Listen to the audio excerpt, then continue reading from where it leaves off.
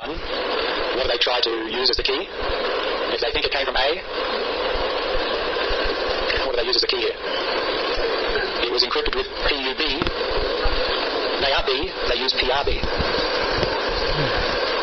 They receive a message encrypted with public key encryption, they'll try to decrypt it with their private key. Who knows PRB? Only B. Therefore only B can decrypt. And that successfully decrypts because of the corresponding keys in the pair we use to encrypt and decrypt. So we get as an output the original plaintext. What was the plaintext? KAB. Now B knows KAB. An attacker, if they intercepted the ciphertext, would not be able to decrypt because they don't have PRB. So an attacker would not be able to learn the secret key. Now that B knows KAB, the data can be encrypted, say C2, the second set of ciphertext, using the symmetric key algorithm. That is sent. And we can decrypt because we also know KAB. And when we decrypt the ciphertext using KAB, we should get the data as output. So here we're combining symmetric key encryption and public key encryption. And the reason is we're using public key encryption to send the secret key from A to B. That is to send KAB from A to B, so that no one else can see that secret. And we're using symmetric key encryption to encrypt the data.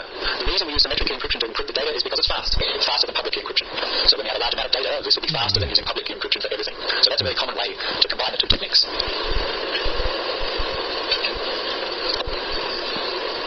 That's key exchange or key distribution. Any questions on symmetric and public key encryption?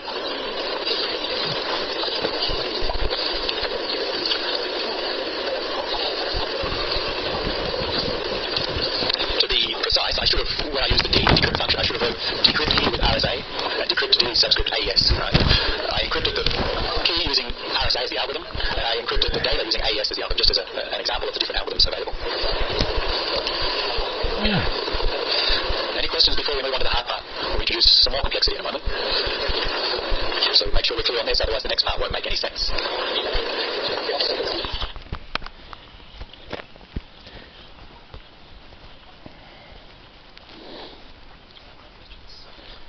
It.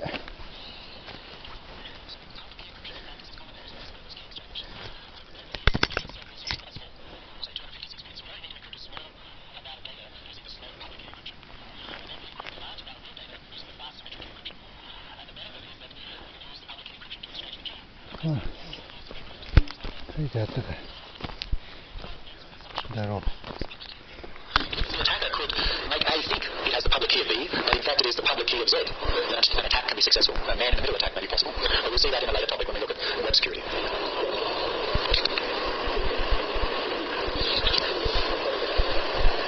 The assumptions about public key encryption are listed here as well as on the other handout.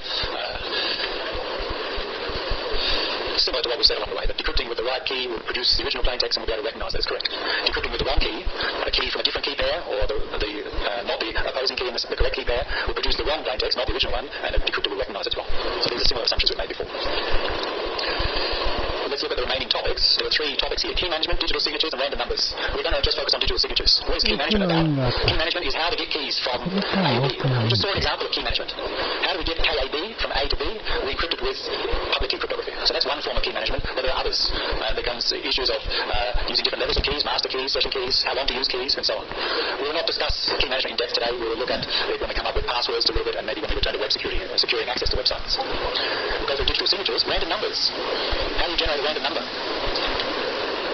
You need to write some software. How do you create a random number with your computer? RAND, and you call the function rand. What if I ask you to implement that function? You don't have a library that already has an implementation. How would you implement this random function? What do you think that function does? When you call rand, or the random function in your programming language, what do you think it does? Well, there are two basic approaches. One is the common approach where it just follows some algorithm, maybe does some calculations to generate what if.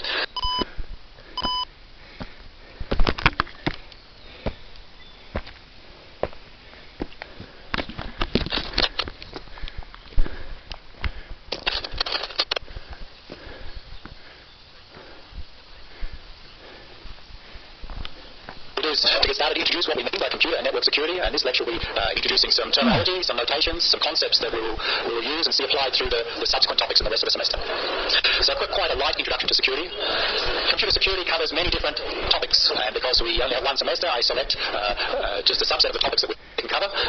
So if you want to get more details about cryptography and the theory behind computer security, you won't get that in this course, but I do teach the security and cryptography course as well on Monday morning, so feel free to join that if you want some more theory on computer security.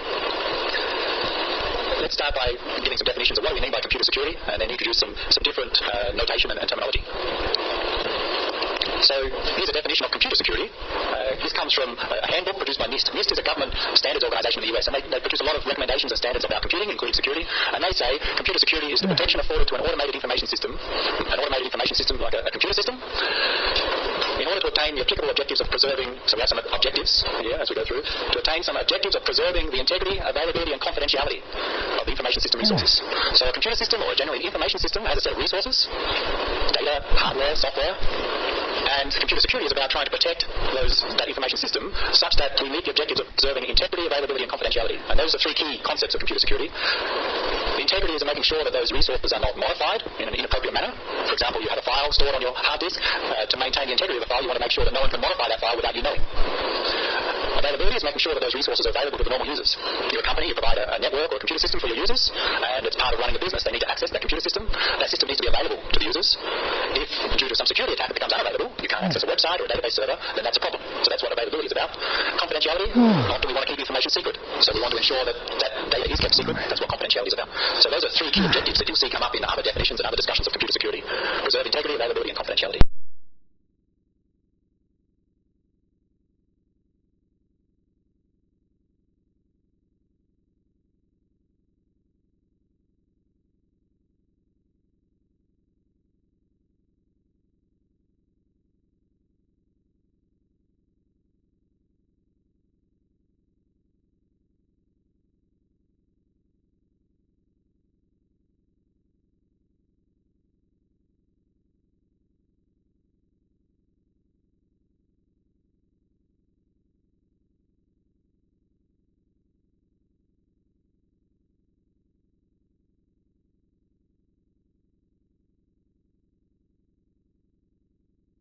Here we use privacy to mean keeping your actions secret. That is one thing that you may be aware of, what websites you access. Keeping the set of websites that you've accessed, not just the data you've downloaded, but the URLs you've accessed, when, how often, keeping that information secret is one example of privacy. And often privacy and data confidentiality are grouped generally as confidentiality. So we need to look at, in this course, some techniques for providing confidentiality. We often want to provide that. How do we do that? Does anyone know how to provide confidentiality of data? You have a file, you don't want others to see the contents of the file. What do you do with that file? Password, you what? Put a password in the file? Lock the file. Lock the file? How do you lock the file? With a key or? Zip folder. You're on the right track, you're using the right thing. What's the term or the mechanism that we often talk about to lock that file? Encoding, and you probably heard of another one as well. Encryption. We would encrypt that file, or encrypt the data inside the file. And yes, using software like Zip often has an option to allow you to encrypt the contents, but there are other ways as well. Encryption takes the data, transforms that data, usually using some secret key, like a password, and transforms the data such that once you have that transformed version, encrypted version, you can only get back to the original data if you have the correct key. You can only decrypt if you have the key. So if you don't have the key, you cannot decrypt, and unauthorized people, assuming they don't have the key, cannot access the data. So we'll talk a lot about encryption and how we can provide data confidentiality with encryption. What about privacy? What are some mechanisms you can use to stop people knowing what websites you access, how often you access them, what times a day you access them? Delete the history. Your web browser keeps a record of the web sites, the URLs that you access. So if someone accesses your computer, they can obtain that information. What else?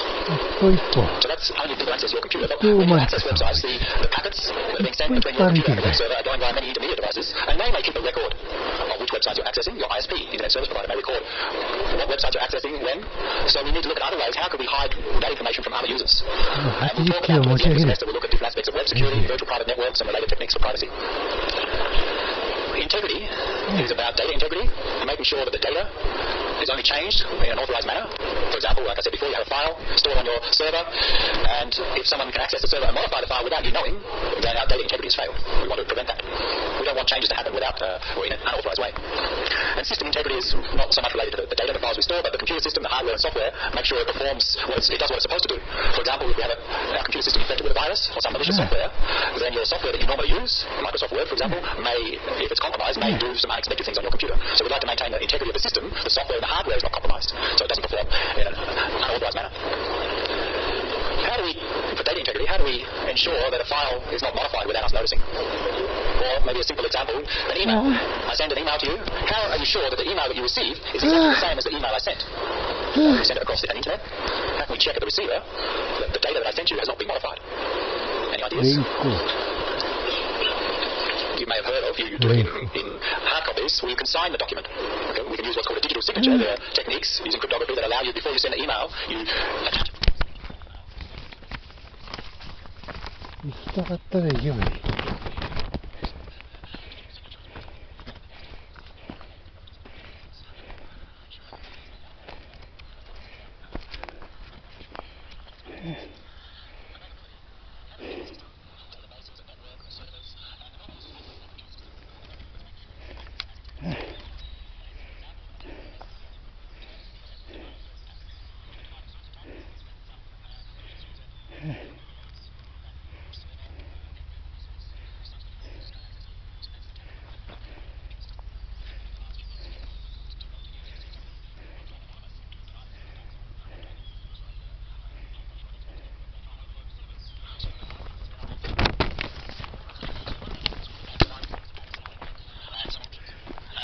Protect against denial of service attacks.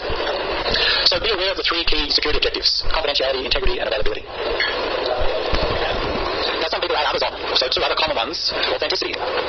Checking that the data that you receive is authentic, or the person who sent it to you is authentic. And a simple example there is that you receive an email from Steve. How are you sure it's from me, not someone pretending to be me?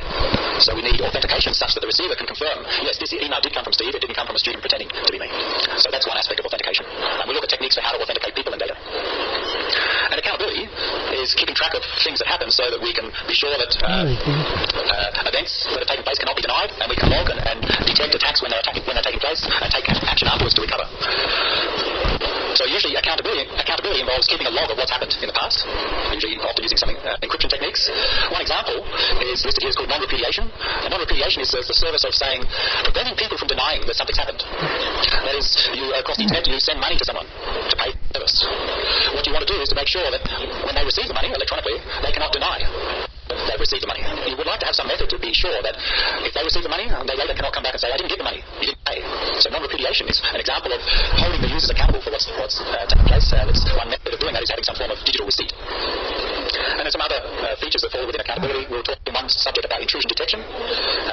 We'll not talk in this course any details about legal actions, but with an organisation, if an attack does take place that tries to compromise the confidentiality, integrity, availability of the system, often some actions have to be taken after the fact to recover and possibly take some legal actions against the attackers. So keeping records of what's happened is useful for that. We're going to focus mainly on how do we provide confidentiality, integrity, and availability in computer systems. We spend 15 weeks on computer security and don't get to cover many details because computer security is hard. It's hard to ensure a computer system is truly secure. There are many different challenges, and this just lists some of the key challenges that arise when we're trying to secure a computer system. We'll not go through all of them. You can read through. Often it may seem simple to secure a computer system, but it's not as simple as we think. Especially to people new to computing, it may be simple to secure a computer, but in fact there are many different avenues for attack. Often some of the security techniques that we use to provide the services are not as we expect. We say they're counterintuitive. So that makes it hard for users. They have to use these systems to adapt. What else can we say here? When we implement computer security, we usually need to have new algorithms, new protocols. For example, in the internet, when we access websites, send emails, instant messaging and so on, normally our data is not encrypted. There's no forms of security applied. The internet protocol, TCP, HTTP, did not have any built-in security mechanisms. New protocols have been created, like add-ons, to add the security features. So with IP, there was IPsec added. With TCP, there was TLS added. With HTTP, HTTPS was the extension. And these new protocols add complexity and may even degrade the performance. So that's challenging to provide the security while also keeping things simple and making them perform well. Another problem with computer security is the attackers only need to find one flaw in your system to get access. If there's one hole or weakness in your laptop that they can remotely access, then they can compromise that laptop. Whereas to defend, the people developing software, developing the systems, need to try and find all the weaknesses and fix them before they, say, release the software or deploy the system. For example, you create a new piece of software. It's a network application. You allow people to communicate with it across the network. You need to make sure it's programmed well such that there are no ways that people can inappropriately use your software across the network and perform an attack. So in theory, you need to find all the bugs that lead to attacks. Whereas if you miss just one of them, maybe the attacker can use that to perform the attack. So it's easier for the attacker than the normal user. Another problem with computer security is that the users, the end users that use the computer network, computer systems, and even the people managing the computer network and systems, often don't see the benefits of adding security until a failure occurs. You say you love my lectures, so do you have any questions at this stage? No? The quiz is too easy? Okay. One of the problems with security security is that if we deploy security systems in a network or a computer system, often it may inconvenience the users, and the users don't know, well, why are you adding this security feature? What's the benefit of making the passwords long? So the users may not be aware of why a long password or a password with different characters is really a benefit. And they don't really become aware until someone hacks into their account and steals all their personal data or their private photos or their money. So failures are the main things that lead to users to be aware of the benefits of security, but that's too late. So that's a challenge. Last one. It's often thought of making things inefficient and not user-friendly. And I think you know examples of security techniques like password checks, encryption. Often it's hard to use, it makes the normal system harder to use, and it may slow it down. So that's a challenge to convince people to accept those impediments to keep the system secure. So we'll see examples of these, and I think you're aware of some as we go through the course. So let's keep going and introduce some terminology about some different concepts of computer security. And over these two slides, I think there are 6 different terms we introduced, and we'll see the relationship between them. First, in a computer system, we talk about assets, the things that we want to protect. So the user of a computer or a computer system, and when I say a computer system, it could be an individual computer, it could be a network of computers across a building or a campus or across the globe. So it's not just a single computer. We want to protect system resources, and there are 4 types of assets or resources. We distinguish between hardware. We'd like to protect the hardware, that people cannot get access to that hardware or use it in an inappropriate manner. Software, we'd like to protect that the software running, for example, the integrity of that software cannot be compromised. If I run a web server on my computer, web server software, that web server software responds to requests from people out on the internet. If the software itself is compromised and does something unexpected, then that's a problem. So we'd like to protect that software. So software is an asset. Data, the information we store is an asset. And the communication lines, so the links between computers to form a network, we also treat as assets. So we'll see, I think, a table later giving some examples of those 4 assets. But there are 4 types of things that we want to protect with computer security. We talk about vulnerabilities. These are weaknesses in the system. So some weakness in the hardware or software that can potentially make an attack be successful. And let's go directly to the example to see those definitions of corrupted, leaky, and unavailable. I think I have one. I hope so. Here's the 4 assets. Actually, no, I'll go back. We'll go through the terms and then give the example. So, corrupted, leaky, and unavailable. So an asset which is corrupted doesn't do what it's expected to do. For example, software which is corrupted, the software doesn't do what it was programmed to do. That's a problem. Leaky means that asset reveals information. It leaks out information, and that compromises confidentiality. So if we talk about our communications line, and we say there's a vulnerability in the communication line such that it leaks information, then that's a potential problem. For example, our communication line could be a wireless link from my laptop to the access point in the back of the room, and that inherently leaks information that people nearby can capture the packets that I send and see the information I'm sending to the access point and out beyond the network. So that's a vulnerability, an example of a vulnerability. And some vulnerabilities can make assets unavailable. A vulnerability in hardware may mean that the hardware no longer works. It's unavailable for the normal users. So systems, unfortunately, often always have, well, I think all systems may have vulnerabilities. Vulnerabilities arise because it's complex in creating those systems, complex to write software without bugs, complex to build hardware without flaws, complex to keep track of data. So there are often vulnerabilities. It's hard to avoid them. We'll talk about security policy. An organisation, a university, a company, inside your home, you may have a security policy. And the policy is a set of rules and practices that specify how the system provides the security services. So how do we protect the assets? So we define a set of rules to do that. A simple example is with SIT, an educational institution, we have policies for who can access student data. So this is about confidentiality. For example, can you access the grades of other students? No, a student cannot access the grades of other students. That's a policy, that's a rule that we try to implement. One student should not be able to see the grades of other students. Another policy may be a faculty member can only see the grades of the students they teach or the students they advise. They cannot see the grades or the contact information of every student. So there are a set of policies that we have to run the business. And the security policies, they define those rules, and then we'll use techniques to try to implement those policies. How do we make it such that a student cannot access the grades of another student? Well, we need to implement some controls in the website, the registration website, such that a student, when they log in, cannot see the grades of other students. So we implement techniques we'll use techniques to implement the policies. Threats are potential violations of the policy. So we have a set of rules. A student cannot access the grades of another student. A threat is if something can allow a student to potentially access another student's grades. That would be a threat for our system. And that's usually performed by exploiting a vulnerability. If there's a bug in the web system that provides the grade access, a vulnerability, then that presents a threat. Maybe a student can access other students' grades. And when a threat is carried out, that is, someone does use that vulnerability to access other students' grades, that's called an attack. So a threat is something that may go wrong, an attack is an attempt to do wrong. An attack may be successful or failed. And a successful attack leads to a violation of the security policy. So a successful attack may be if a student can log in and see other students' grades due to some bug in the registration system. We'll see later some examples of attacks, but we'll have to classify the types of attacks. The active and passive I'll describe later. That makes sense from the examples. But inside and outside attack, an inside attack is initiated by an entity that is allowed to access the system. For example, a student inside SIT is allowed to access the registration system. If they perform the attack, we can say that's an insider attack. An outsider attack is someone from some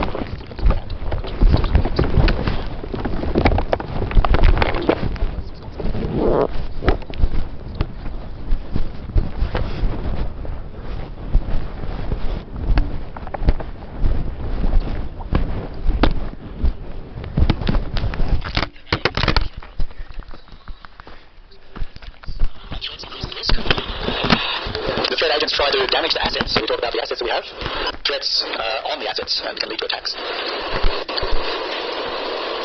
So let's look at them from a different perspective, more again, threats, attacks, and assets. So today what we're trying to do in this topic is to go through a selection of concepts that we use in general computer security. In the next topics we'll look at the techniques that we use to provide the computer security. Here's a different classification focusing on threats and looking at the consequences of threats and attacks.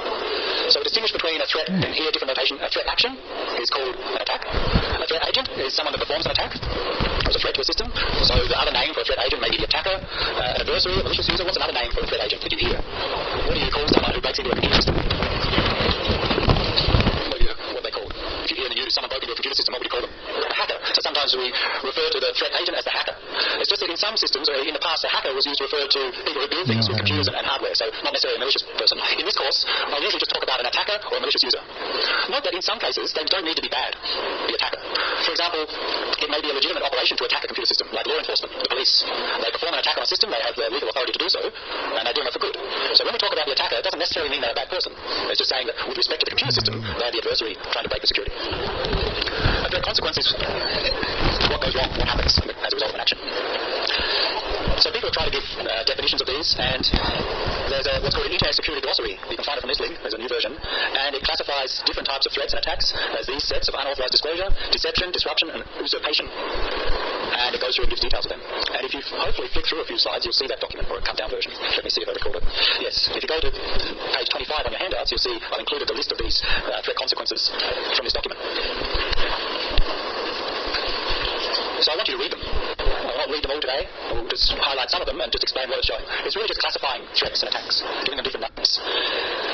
So the first consequence is unauthorized disclosure. So it says a circumstance whereby an entity gains access to data which they're not authorized to do. So they get access to data when they're not authorized to do. What causes unauthorized disclosure? What actions cause this? Or are they classified? The action of exposure. And they give some examples really of exposure. Could be deliberate exposure. That is, someone gets access to the data and deliberately gives it to other people, publishes it on a website so that anyone can access. Human error. Sometimes it may not be a malicious action. Maybe a normal user accesses a confidential document within, say, SIT, and then makes some mistakes and makes that confidential document available to people outside. Due to some permissions problem or some human error, they send the email to the wrong destination. So that's an example of exposing information and leading to unauthorized disclosure. So what this document does is classifies for different consequences of threats, what can go wrong, and some actions that lead to those consequences. Interception is about getting access to data as it moves between 2 points, usually across a network. We can intercept data in a Wi-Fi network, for example. When I send a packet from my laptop up to the access point, the nature of Wi-Fi is that packet signal is broadcast in all directions, and you can sit with your laptop and intercept, get a copy of that packet. So that's an example of interception. So you can do it in wireless networks, or you can physically access wired communication links and perform theft of data. So obtain, for example, the solutions to the exam, or the exam questions as I send them across the network to someone to print. And you can do monitoring of systems called wiretapping. Emanations analysis is about looking at the signals being sent and observing about who's communicating and what they may be doing. One example I think we won't get time to cover this semester was that people can use microphones to listen in to the operations that a CPU performs when it encrypts data and use that to determine secret keys so that they can decrypt data. So there's been studies where people, for example, someone is encrypting data on a laptop and they place essentially an antenna that listens in to the CPU. The CPU makes a noise, or the computer makes a noise when it does things. Very, very quiet noise, but they can distinguish between the different noises when the CPU performs different operations, and from that, steal secret keys from that laptop. That's an example of emanations analysis. What's emanating out of the laptop is analysed to obtain secret information. Have a read through the others. Then there's the threat consequence of deception. Deceiving someone using false data or something that people believe to be true. Masquerade means pretending to be someone else. Falsification, using false information, replacing valid data with false data. Repudiation is denying something's taken place. Deny the origin of the data or deny the reception of the data. So non-repudiation is the service of stopping that. Disrupting services, disrupting data. Corrupting data, corruption. And usurpation is about stealing information, misappropriation or misuse, theft of service. For example, an example of theft of service is that you are not an SIT student or employee, but you sit outside, you work somewhere else, you sit outside and use the SIT internet access. You log in and you get it by some floor allows you to access the internet by SIT's Wi-Fi. That's an example of theft of service. The service is the internet service being provided for SIT students and staff. If someone outside uses that, then that's misappropriation. So some of the terms you may have heard of already. What I suggest really is just read through those, and you don't have to remember all of them, but be aware when they come up in the rest of the course what they mean.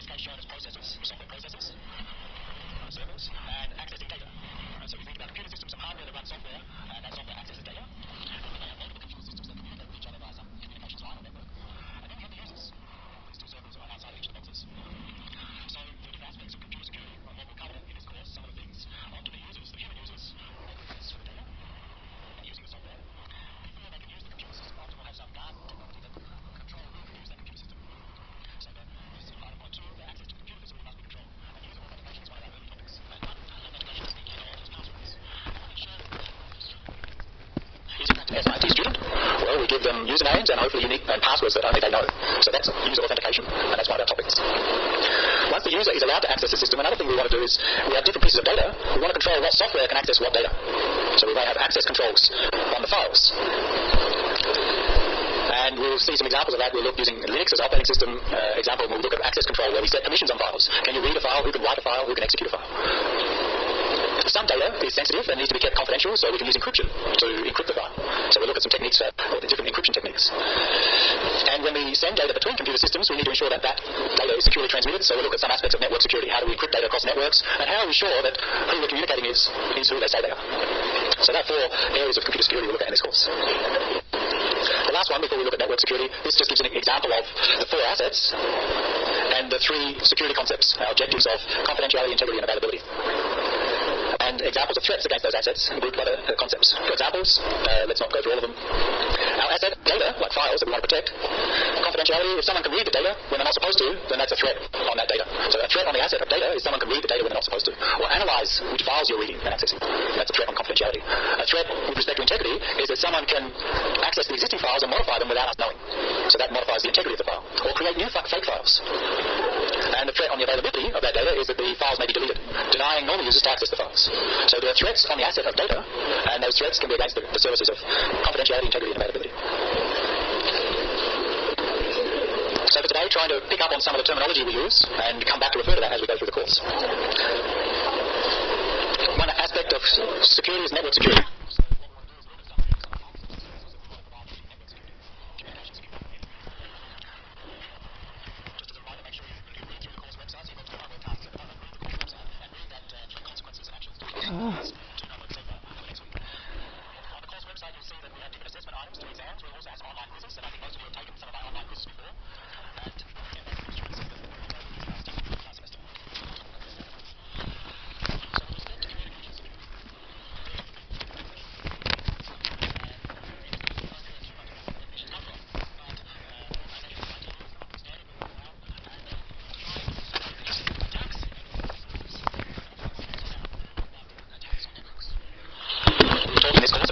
We have available to try and prevent the attacks and detect the attacks, and a set of services that we try to provide in network and communication security. So let's go through the next slides and look at attacks, mechanisms, and services. A security attack is some action that tries to compromise the security of our information or facilities. We've mentioned attacks already. A mechanism is a method or technique for stopping the attack, preventing it if we can, detecting it if we can't prevent it, and if we detect it, to recover. One example of a security mechanism is encrypting. Before we send the data across the network, we encrypt that data to try to prevent the attack of someone intercepting and releasing the contents. We'll talk about and list 6 security services which use a selection of mechanisms to try to prevent the attacks, stop the attacks. So in the next slides we'll go through some attacks and list some key security services, and that may finish for today. The security services, the ones that I'm using come from some different documents and some textbooks. They're listed there. But what is a security service? Well, we said that we have security policies, rules that the organisation tries to implement to keep things secure. Well, they select security services to implement the policies, and the services are implemented by security mechanisms. So the policy again, one student cannot access the grades of other students. We need to select from one of our upcoming security services to implement that policy. What security services? Well, here are the 6 key security services. And this is a good one to remember for quizzes. There's always questions. What is non-repudiation? What's the difference between access control and availability? Let's go through the 6 security services. These are things that we commonly want to provide in network security and in general in computer security as well. And I'll go in a slightly different order. We'll go with the ones that are maybe easier to understand. Data confidentiality. We often want to make sure that the data is kept secret or confidential. So that's a security service. Protect unauthorized people from accessing the data. Data integrity. We often want to make sure that the data cannot be modified along the way. In a network especially, we send a message from A to B. We want to make sure that the message B received is exactly the same as what A sent. That someone in the middle didn't modify the message. So data integrity is about ensuring that the data received is exactly the same as what was sent by an authorized entity. Authentication up the top is about ensuring that the people we're communicating with are who they say they are. You receive a message from someone, you want to make sure that the source is the right person who they say they are. They're authentic. We will look at techniques for providing data confidentiality, data integrity, and authentication, and the techniques are built on cryptography. So the next topic is cryptography and introducing encryption and other cryptographic techniques which are used primarily for data confidentiality, integrity, and authentication. the other services, access control is about preventing unauthorized use of a resource. And two examples we'll see in this course. One is firewalls. A firewall is a device in a network that controls who can access into a network and also maybe who from inside the network can access out and what they can access. You may know in SIT we have a firewall, and one thing that firewall is configured to do, we have some internal servers in SIT, database servers for finance department and staff to use just inside SIT.